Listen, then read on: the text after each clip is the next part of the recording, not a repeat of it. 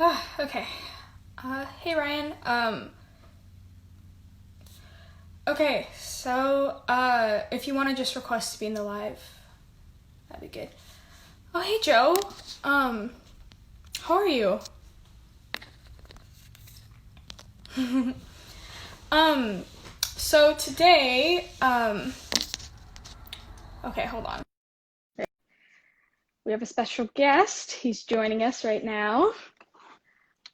Thank you so much. Oh, wow. Nice to meet Hi. you. Hi. How are you? Good. How are you? I'm great. Amazing. Happy Saturday. Yeah, happy Saturday. Oh boy. How have you been in quarantine? I've been good. It's been, a lot of isolation and free time, but Yeah, making the most of it. yeah, How for about sure. you? Yeah, pretty much the same thing. Just a lot of spare time, so trying to use it to my advantage. So, yeah. Yeah, it seems like you've been busy. I know you and Alina have been up to some side Yeah. projects. We have our own little mini series going on. So, yeah. How has that been going? I've missed a few. Um, been going pretty well. So we've been alternating between doing IGTV videos and going live. And we've done quite a few activities. We have written our own script using suggestions from people going live. Um, and then, yeah, I don't know. We've also had special guests and, just explained our acting stories and just things like that. And actually, tomorrow I'll be trying out her workout routine because she is very good at CrossFit and I am not. A little scared, but we'll see how it Amazing. goes. Yeah. What's the script you guys have been working on? We finished it. So basically, the concept was it was about two girls and we're in a restaurant and one girl can kind of she has like telepathic powers so she can like gaze into the future and like control things with her mind and things like that, which was Alina's character, and my character had no idea what was going on, so I was kind of like freaking out a little bit. um but yeah, I think it turned out pretty well. Amazing. Thank You you. are going to have to send that to me so I can take a look at For sure. it. Just to give everyone a little bit of an introduction to who Ryan is. Ryan is the producer, one of the producers of Detention Adventure, and he's the producer at Broken Compass Films. Yeah. That is me.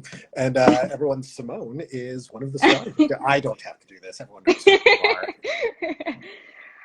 are. um, but yeah, I think I'm gonna just dive into a couple questions if that's okay. Amazing. Let's do it. Cool. My first question: how did you get into production? How do I get into production? The Coles Notes version is that I am apparently kind of power hungry because when I was in school, I decided that I wanted to be a screenwriter, and I Mm, started kind of like going down that path. I studied writing. I worked in a screenwriting. Kind of like a screenwriting collective on the West Coast. I'm from Vancouver. And while I was doing it, I was kind of experiencing what any screenwriter will tell you, which is screenwriting is a very difficult game. And it mhm. tends to be because, unlike most other forms of writing, like novelists or what have you, who can write something and then that goes out into the world, Yeah. screenwriters write something and then hand it off to dozens to hundreds of other people to kind of turn it into something as a finished product. And it tends to be like often a very difficult thing to do where you have to let go of control of a lot of things or see your works transform a lot. And my response to that was, "Oh hell no, Mm, I'm not going that route. yeah. It seems like the directors have all the power here. I'm going to be a director." And so I had a brief dalliance, kind of looking into that as an option. I was like, it seems like the director is usually reporting to this producer fellow. Sounds like that's where the buck stops. I'm going to be the producer then, and that's pretty much where I started going down that road. I also found that my personality type tends to be very organized and Yeah. meticulous, and those are all things that tend to help a lot in the world of producing. So it just was where my personality gravitated towards. Wow. So, like you did say, like you started out in screenwriting, so you didn't always know you wanted to be a producer. Nope. And from a educational standpoint, I have a BA in English. So I studied literature, which was my post-secondary education. And then after that, I kind of weighed the options of going into film school or trying to figure out how to better my knowledge. And at that point, I was already like I was a production assistant on most weekends, working on sets, and I just figured I was going to go the route of kind of like, work experience, and started working my way up through just experience on set. Good for you. Yeah. Okay, so you did say that producers kind of hold most of the power. Oh, I've Um, since learned that's not remotely true, but that is far too late to turn back. so what responsibilities generally do producers have, or what responsibilities did you have for Detention Adventure? So the responsibilities of the producer tend to be from the very early stages when there's just kind of an idea that a writer, director, creator has. If they team up with a producer, as say like Joe and Carmen did with me in the beginning, Hmm. then a lot of my responsibility is in the funding of the project and trying to figure out how we're actually going to take this idea and turn it into a functioning reality, how we're going to make sure that we have enough money, how we know how much money that we need, how we start making sure that we're connecting with all the right people and figuring out our long-term plan. And then once we've kind of put in all of our pitches and our applications and figured out the money that we have, then it's about figuring out how we're going to actually make the show happen with the resources that we wind up getting. And then after that, it's about like finding the right people, hiring the crew, bringing the whole kind of project together. Yeah. The way that I like to explain it to people is I do a lot of the work right up until we start filming. And then that's when I'm supposed to step away. So I just get all the resources together, I put it out there, and then the director often kind of runs with the ball from there because there's so much Mm. more involved in the like day to day of everything being shot. It's their creative vision. It's everything that they're making all of the decisions of what winds up on film. And in a perfect world where a producer's done everything they need to, they can just kick back with their feet up during this window and wait Yeah. for any fires that might need to be put out, which I'm sure you saw me doing all the time, just relaxing, nonchalant, because I did everything right. Um, and then when everything finishes up, it comes back to a bit more of a mix between director and producer of us, making sure that the whole post process goes well, figuring out what our like release is going to be, and then figuring out how our sales are going to work in terms of like selling the project to other broadcasters and other countries and everything, and then figuring out how future projects are going to go in terms of next seasons or anything. Yeah. Well, you worded that very perfectly. And long-windedly. I mean, speaking of release dates, I don't know if you can say anything.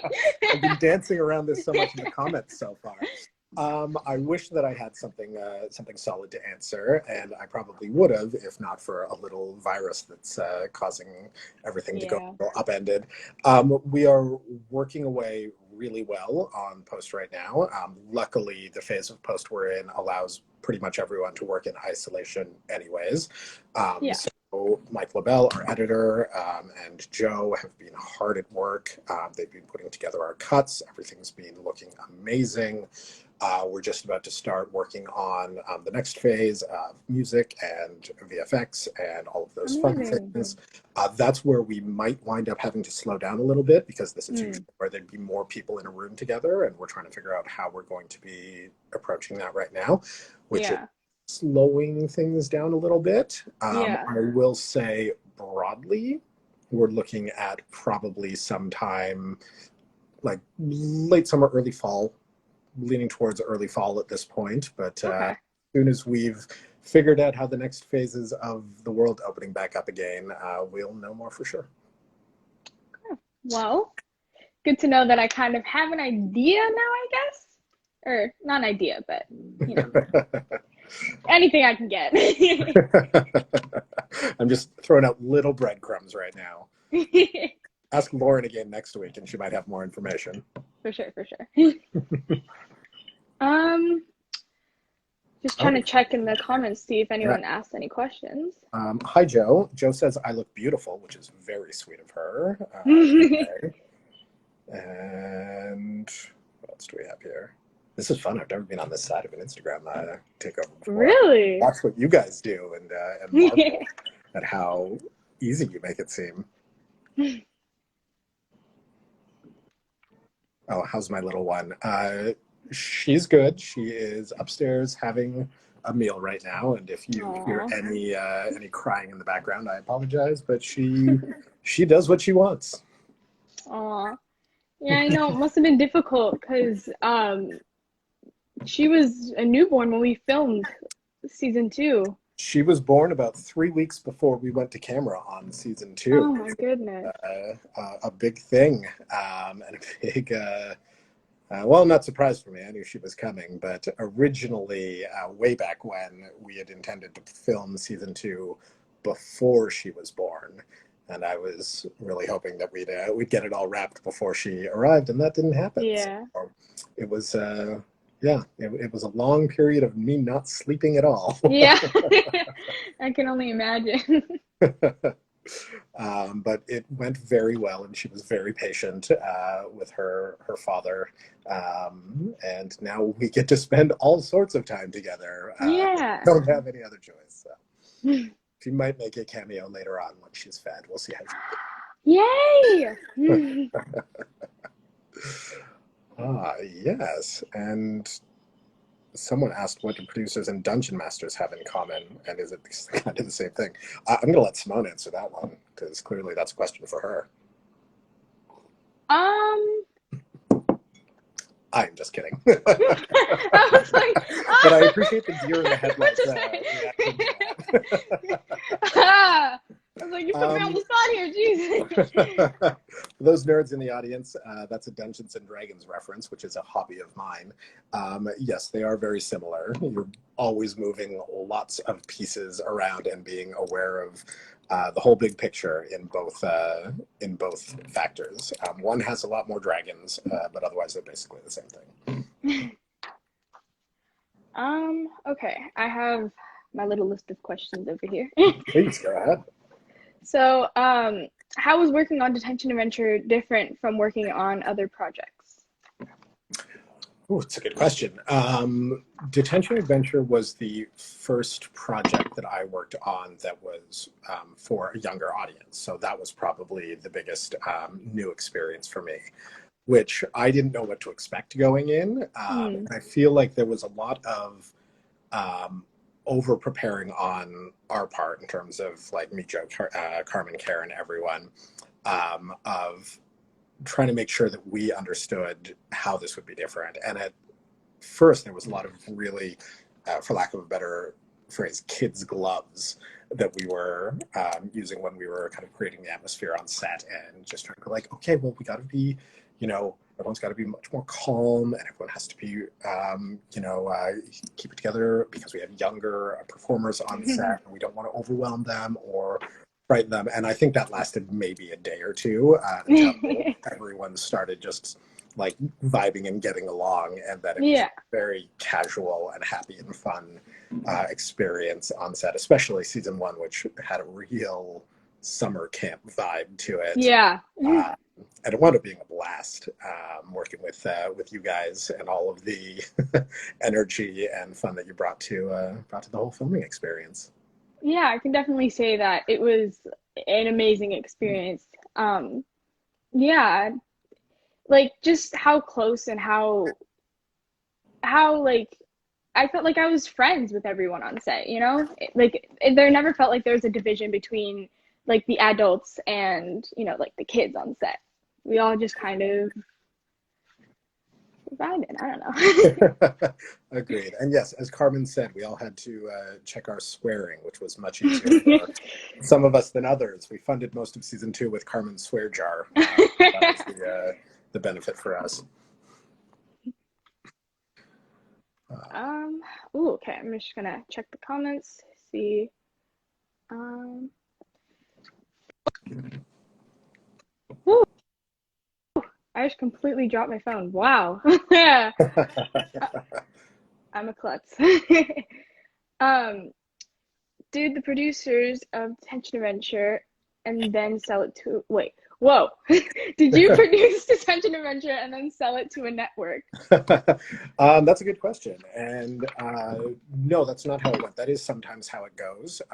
We had the support of CBC from the get-go, which was amazing. They commissioned the show and supported us from the very beginning of funding. They were the ones who helped us fund the filming of the trailer. That was the very first thing that we did when you guys were I remember the so trailer. teeny.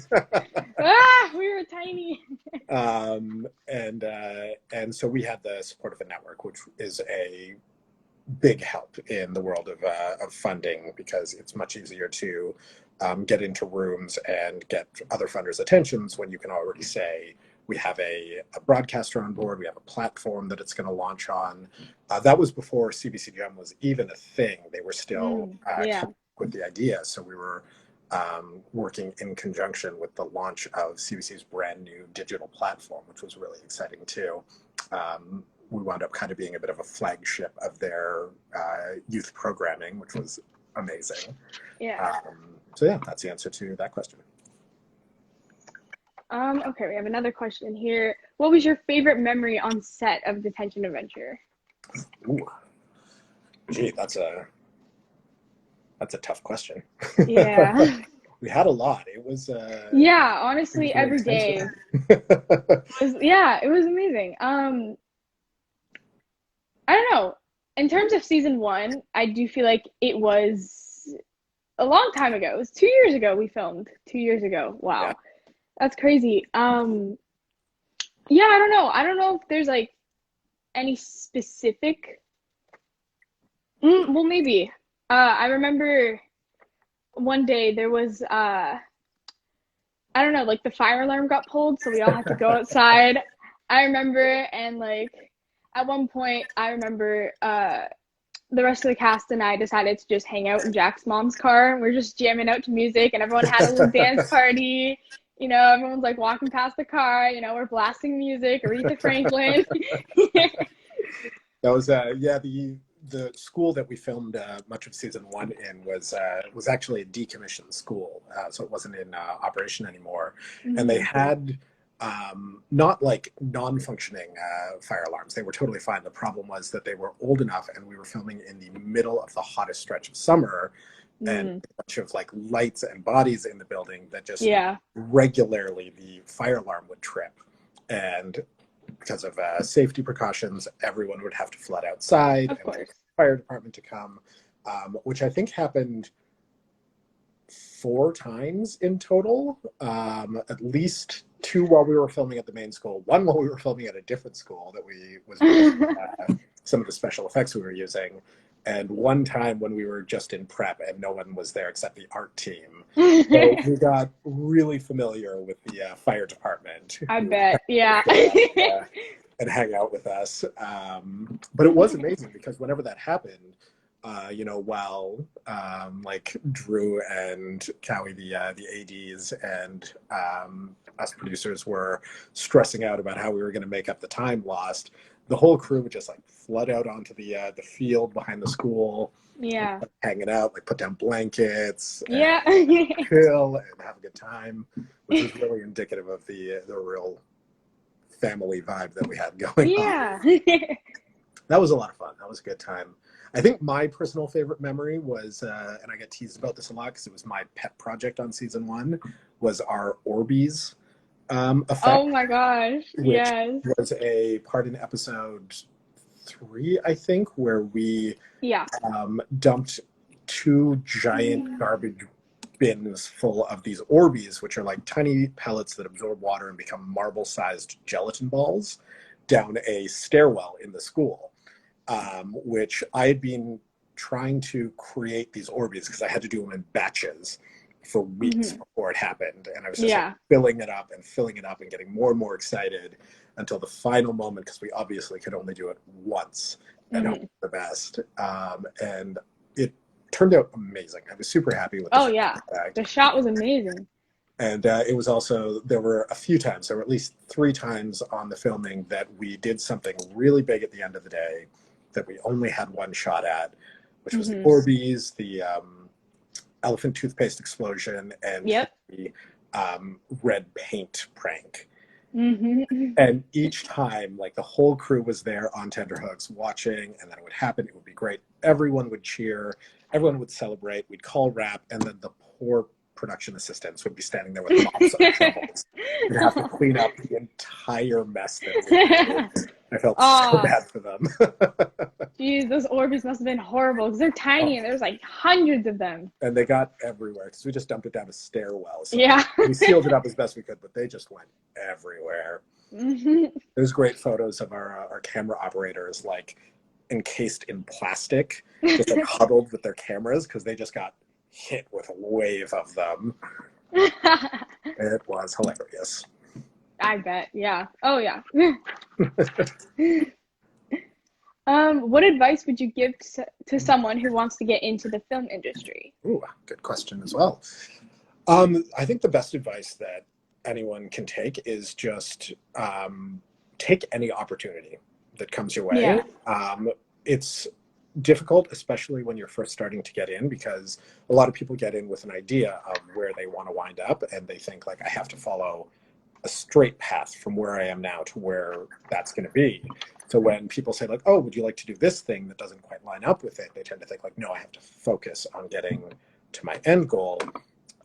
But really, the best thing that you can do is take all of those opportunities because you get so much experience in doing it, not just the practical experience of like learning how a camera works or how like the art department works, but the experience of etiquette on set is a big one in the very beginning, like understanding how the days work and how Yeah. different departments interact and how, you know, how to behave when there's an active shoot going on, which are invaluable skills. And you'll Yeah. always need that no matter where you're starting out. So if you're a production assistant, learning those sorts of things and meeting all of the people that you'll meet in that process, that will always lead to more opportunities to learn and grow.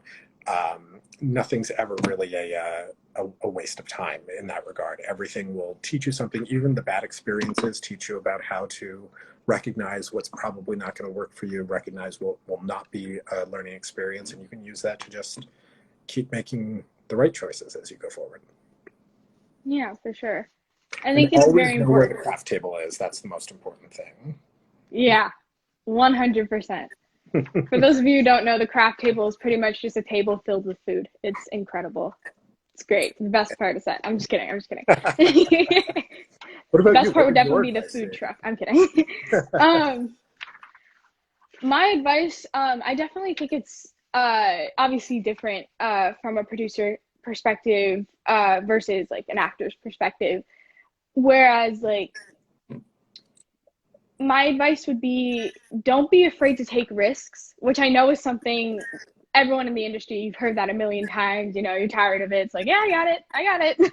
But really, it's the small little things that you take the risk to do that maybe someone else in an audition room didn't think of or didn't take that risk. Like it's those little things that make you stand out to a casting director or, you know, just like make that make oh geez, my wording. It's just those little things that differentiate you from the rest and help you understand the character that you're trying to play. So it's Very definitely well said. important. Yeah. That's actually, I'm curious about that. I feel like we've never really touched on this since it happened like 2.5 years ago. But your Mm. audition, when you first came into the room for Detention Adventure, what was that experience like for you? How did you? What are your memories from that Oh my moment? gosh. I remember I had 2 auditions. I remember like my very first audition that I had for Raign, where I went in and I did the script, and then at the very end, I had to pretend to sneak out of class. And I remember I was like, okay, I'm going to be really unique with this. I want to stand out. I'm going to be really unique. So I remember I was like up against the walls, like trying to like sneak. And then I ended up doing like a somersault and like Oh, I remember actually that. ran out of the room. Yeah. That was great. And that is exactly indicative of what you're saying. Like, there's a lot of, and this is an insight from being on the other side of the table. There's a lot of people who tend to hear instruction and have the instinct to like not want to overdo it or not want to embarrass themselves or seem like Yeah. too too oddball. So they'll Mhm. tend to play it down and say like, okay, I can do this very discreetly. I can like try Yeah. to like, do this with just my eyes or something. That's not usually what you want to. You want to start big, Yeah. and if they want to see Yeah. less from you, then it's better that they say like, okay, that was great. Now take it down a bit, rather than them having to say like, okay, now can you just like bring that energy up a bit more? Like you want to see, they want to see the best that you can do, the most you can do, Yeah. and then know that you can do anything in between here and there. Yeah. So that Like was great, great instinct on your part. it's definitely it's better knowing leaving an auditioning room knowing you did everything you possibly could than having regret saying, oh, I could have done this better, or I could have done more here. um it's definitely like, I think it was definitely difficult for me in the beginning auditioning processes, because obviously like you're nervous, you know, you want to roll, you're very like passionate about like the script that you're about to do. um I think that mindset of like, you need to have a good mindset of knowing that, you know, the people are, they're rooting for you, you know, they want you to get this role, they want you to be the character that they've been looking for. Because like as you said, like it's better for them to not correct you but ask you to do it a different way, because it shows that you can be flexible and you can give um everything, and it shows that like on set it's, you know, yeah.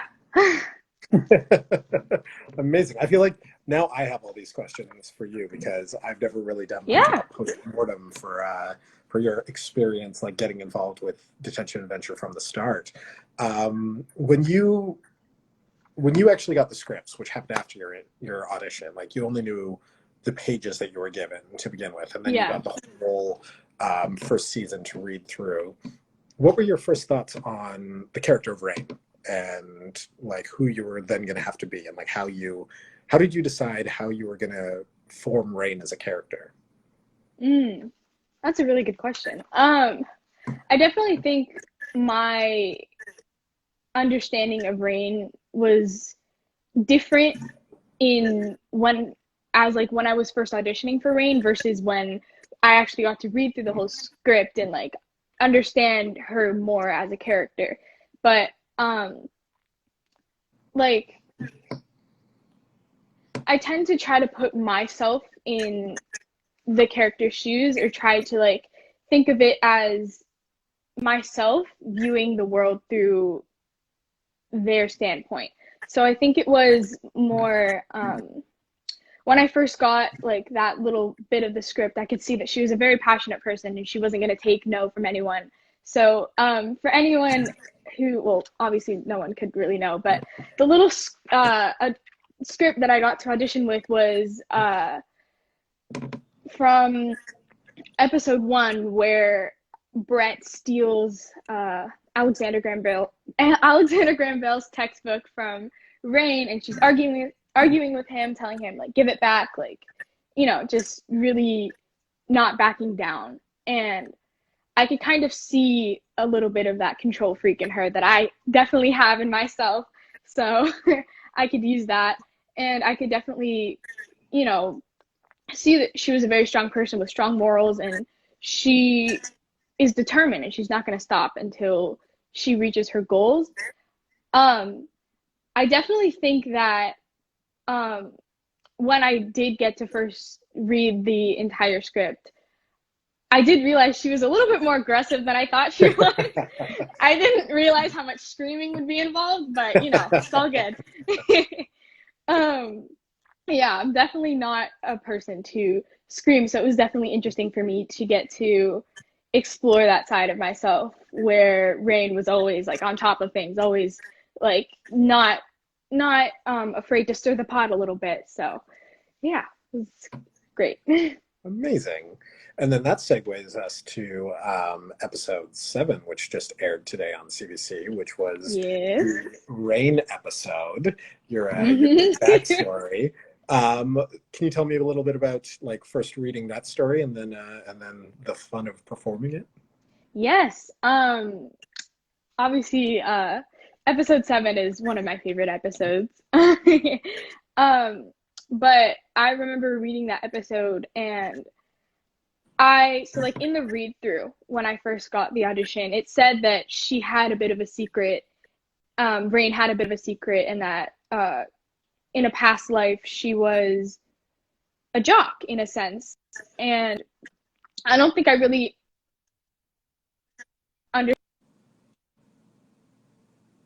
understood that until I got to read that episode. Um, and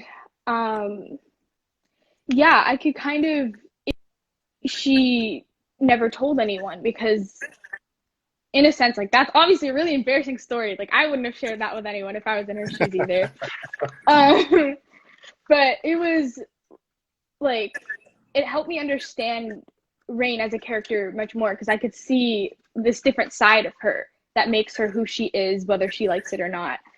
Um, but yeah, it was definitely like so. I don't even know how to explain this, but it was amazing to get to see Rain in this new way as a jock trying to win this race with her mom like putting all this pressure on her, and she, and you see like obviously her sister's perfect and she's good at school and she's amazing at every single sport, and Rain just kind of like, I don't think so. Not my cup of tea. But yeah, that filming that episode was definitely like so cool. It was my first time getting to fake vomit on people. um, Which you I did remember so that. well. Thank you. um, yeah, it was so interesting to get to see and get to like experience like what it's actually like having a tube taped to the side of my face with like fake vomit in, and like me having to hold some of the fake vomit in my mouth, which wasn't the best, but I got there. And getting to just like spit on people. Oh. I remember in between every take, I'm like, oh, I'm so sorry. This is disgusting. I brushed my teeth this morning, I swear. I think I still ever have it ever since we filmed that, and every time I've watched it, we were watching it this morning, and the moment you did like the head turn, and like it was just that perfect timing, like hit your target. I'm still like nailed it, amazing. You know, that one take, you got it, so well done. Thank you. But that was a great episode where through the whole first season you do see Rain as like a bit high strung. She's got a lot of that really controlling nature, and then it Yeah. gets to that point where you finally get to understand a bit more of why she kind of behaves the way she is and why Yeah. she's so serious about the things that are important to her. I think it really made her a lot more relatable as a character when you get to Yeah. understand where she came from. Mm-hmm. Yeah. That episode will definitely stay close to my heart. Yeah. Love that episode. Speaking of our favorite episodes, what was your favorite episode from season 1? Ooh, excellent question. I think my favorite episode was probably I feel like this is a cheat answer, but it was the heist episode, which Yeah. is the favorite of a lot of people. It was a favorite for me because going in, it was the one where Joe and Carmen were always like, they wrote it, and I was like, guys, I don't know. This seems like a lot that we're trying to accomplish in this episode. And Yeah. I was always like, I never quite understood the vision that they had for it. I was a little like apprehensive. And then seeing it all come together, because that episode more than any other, we really spread across several days because there were so many pieces in the jump forward and the jump back. And Yeah. the first time I saw it all come together on the screen and I watched it through, I was like, amazing. That turned out so much better than I could have possibly hoped. You guys had so much fun with it. I thought it it worked out great as like our little genre tribute in Yeah. and there'll be another fun genre episode in season 2 when it comes. Oh, yes. I'm so excited for people to see it. Season 2 is so good, guys. You have no idea. Oh, it's going to be a lot of fun. We definitely. I don't want to say we outdid ourselves or anything, but we stepped it up a notch. I mean, a whole different experience, but it turned out great. Yeah. Like, I'm so excited to see it. I want to talk about the season 2 stuff, but I don't want to spoil it. I know, but we can't. I'm just going to keep it to vague references.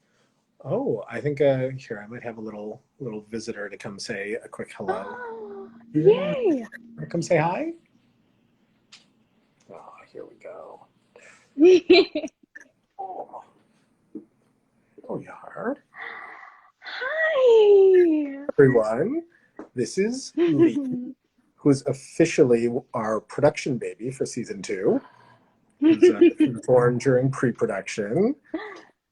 And now she's 5 months old.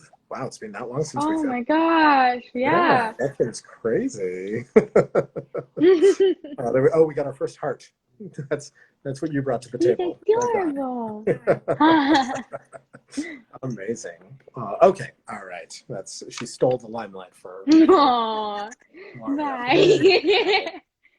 I just like send her on her way. Just put her down on the ground and let her go do her thing. Yeah. Oh boy. Who are your favorite producers in the industry and that inspire you? That is a big question. Ooh. Who would I choose there?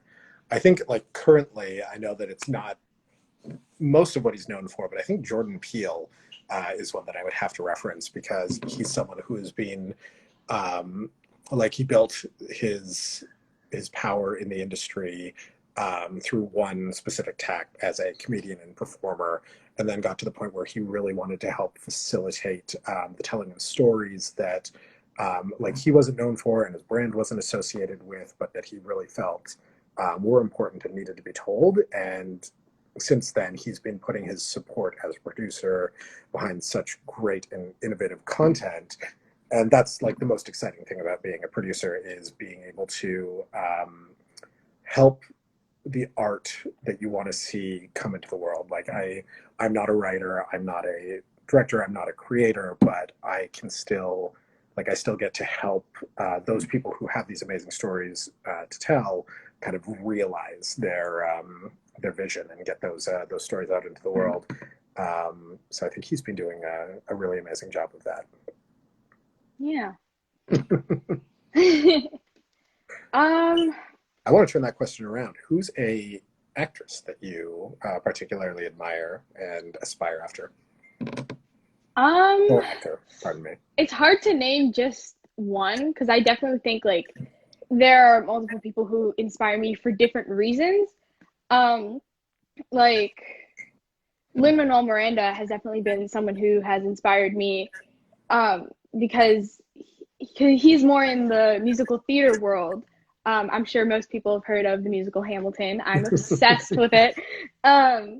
He wrote and starred in the production, and that's really inspiring because like I definitely am hoping to explore more aspects of the film industry rather than just acting. Like I love acting, but I definitely think in the future it would be interesting for me to try writing or directing or just but yeah, he definitely inspires me to try different aspects of the industry, and musical theater has always been something that I have wanted to try because it marries both of my passions, really, acting and music, So I definitely would love to be a part of a musical theater production someday.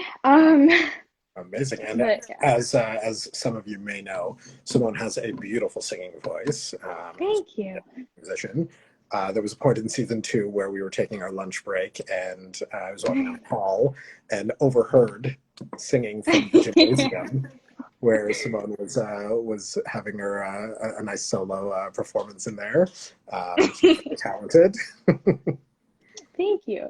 Also, any Um, moment there was a piano anywhere remotely near set, you and everyone would just coalesce around it, and oh there would yeah. be a quick or a music and comedy hour surrounding the piano. Couldn't keep you guys away. Yeah. Oh yeah, it was definitely so surreal. Because during like any lunch break, any spare time we had, we were always like around the piano. Um, it was definitely like I those are definitely moments on set that'll always stay close to my heart. Getting to just have a good time and laugh and play the piano. Tommaso is an amazing piano player. Jack has an amazing voice as well. So does Tommaso, even though he won't admit it, but he does. Trying to get Alina to sing. I will do it one day. It will happen. We'll write it in at Yeah, some point, then she has to do exactly. See, we're plotting, kind of. Amazing. Oh, what was your aha moment that made you want to make movies? Ooh, that's a good question. I'm gonna let you go first on that one. Okay. For me, there wasn't just like a moment. It was more like ever since I was like baby, like 2, 3, 4, 5 years old. Like I would always like you could not get me to stop singing or like reenacting like scenes from like my favorite Disney movies. And my mom always told me someday I'm gonna put you in acting, and she kept telling me for years. And finally, when I was 10 years old, she was like, you know what, we're gonna do it. And yeah, it wasn't just like a moment. It was kind of just something I always knew I wanted to try and get into because it was very evident that I was passionate about the arts from a very young age. So it wasn't a moment. It was more just something I always knew, even without knowing it. Nice. Yeah. What about you? I wish I could say it was quite so such an early seed that was planted, but it wasn't. As someone who does not like performing or being on camera or the center of attention, I never like gravitated towards the arts. And it was when I was like I was definitely a teenager. I was in the theater and I was watching American Beauty for the first time, which is a movie I love that unfortunately has a lot of complications now as things have come out about Kevin Spacey. But at the time, I was enthralled with the way that they told the story that was being told on screen. Um, and I actually remember sitting in the theater, kind of watching it happen and thinking, I want to do this. Like, I want to tell Mm, stories like this. yeah. And I actually left the theater, went home, and told my parents that I wanted to pursue a career in the arts, like right after the movie.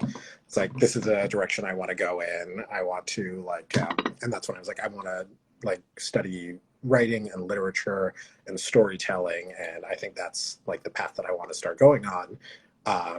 And my parents were very supportive, even though it kind of came out of nowhere, so they were a bit surprised. But that was my literal aha moment for why I wanted to move in this direction. Wow. Unfortunately, I think we're gonna have to end the live pretty soon before it kicks us off because you're not allowed to be on live for more Oh, than we an get hour, which kind of sucks. booted eventually. I see. Well, that's unfortunate. Yeah, Yeah, we could hang out all day, but not with a time. Oh, hi, for Sarah. sure. Hi, Sarah. uh, um, how should we wrap yeah, this we'll up? definitely. Let's see. Okay, here's a question. What do you see Raign doing when she grows up as a character? Ooh, that's a good question. Um, I see Rain as hmm. Well, as we all know, she is a very determined, passionate person.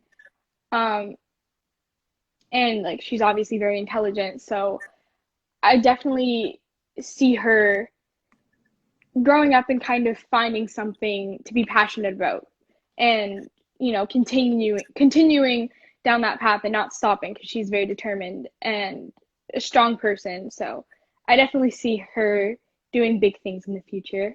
Ultimately, it's not up to me, but um, if it was, I definitely say, yeah, that's.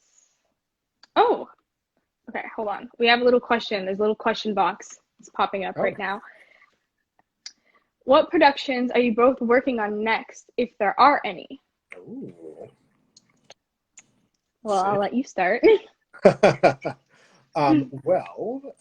The main thing that I'm doing right now is trying to see if we can get a third season to come into fruition. So I want everyone to Woo! fingers on that front while we try to make sure that that everyone's watching and interested, and that we can keep telling this story because I think that we've got a few more stories to tell yet for the detention squad.